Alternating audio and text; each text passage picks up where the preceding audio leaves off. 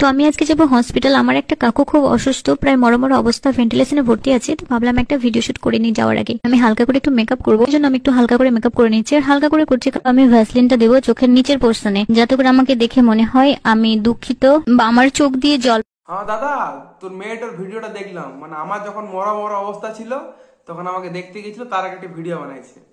হ্যাঁ, বলছি তোর ওই পেয়ারা ডালের মতন খয়েরি রঙের যে বিটিটা আছে, সেই কয়লাবতী শকুন্তলার মতো মুখটা নিয়ে মেকআপ করছে, নিয়ে আমার মরা মরা অবস্থা আমাকে দেখতে গেছে। ও আর লজ্জা নাই। বলছে আমি চোখের নিচে ভেসলিন লাগাচ্ছি যাতে মনে হয় আমি কাঁদছি।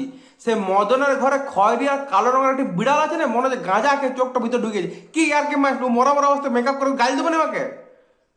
আমার পাস্টই যখন এসে দাঁড়ালে, যখন দেখতে গেছে আমাকে মনে হচ্ছে গোলাপি রঙের একটি টপ পরে যমরাজের মহিষ্ঠ দাঁড়ায় আছে, যেন অপুষ্ট হয়ে গেছে মহিষ্ঠর।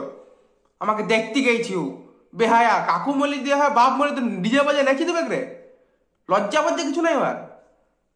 এবারই ছি ছি ছি।